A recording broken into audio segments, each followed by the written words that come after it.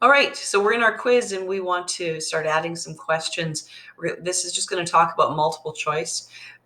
If for some reason you've closed this and walked away and this is the next day or something, to get back to that screen where you add questions, when you first log in, you're going to be at your course.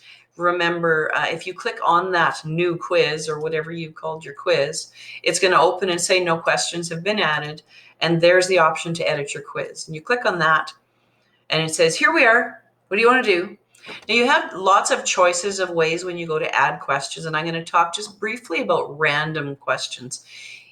If you want to truly make quizzes so that it's really hard, first of all, for students to cheat, second of all, so if it's a mastery type quiz where you want them to get different questions every time, you're going to use a random question generator. And I think I should probably make a separate video all about that. If you know, here are the 10 questions that I want in my quiz or whatever, then you're just going to go ahead and on the right-hand side where it says, you're going to see two things. You see shuffle, and I'm going to select shuffle there. What that shuffle does is it takes the questions in the quiz and changes their order around.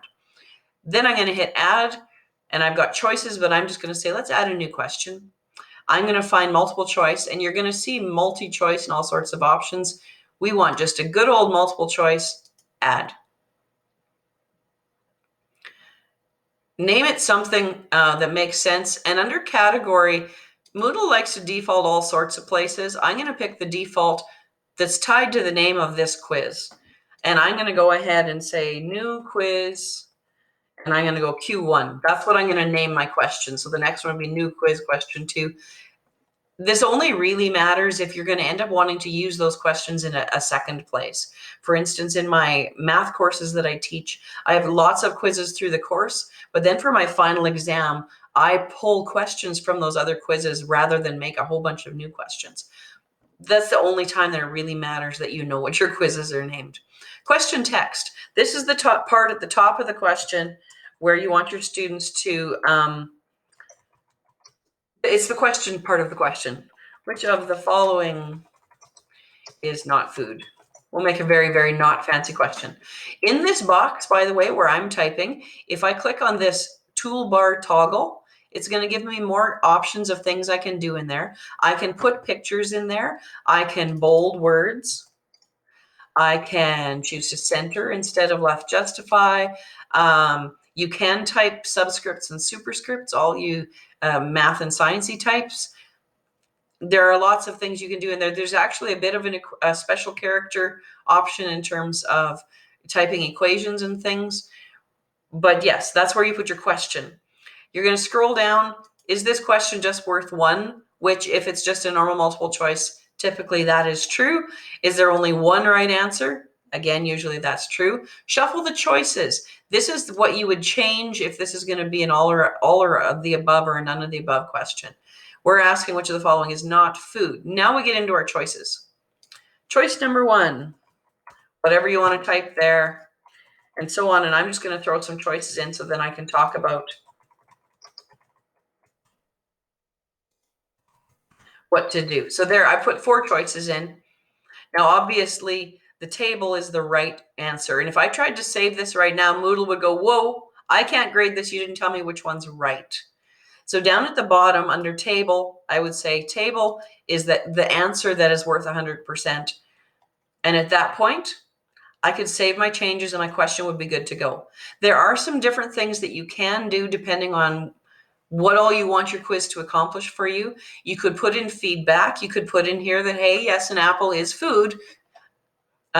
You could put in feedback under a table that says, hey, well done. All of those things are options as you go. Now, what if this said, which of the following is food? And then I might even go so far as to say, select all that apply. Now let's look at my choices. I have 3 choices that are right. The table is definitely not one of them. So instead of 100% under table, I'm going to say none. I don't want them to get any grades if they pick table.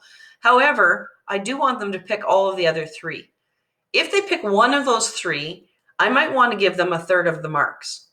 To do that, instead of the 100% under my right answer, I'm going to pick 33 1/3. That means a third of the marks if they pick any one of these. And now notice what happens if they pick all three, they're going to get 100%. The same would be true if instead of table, if this said all of the above, I could go in and make this 100%. And then I would say, don't shuffle my choices, so that it leaves all of the above at the bottom. If you think about what's happening with all of those, I think that'll make sense to you.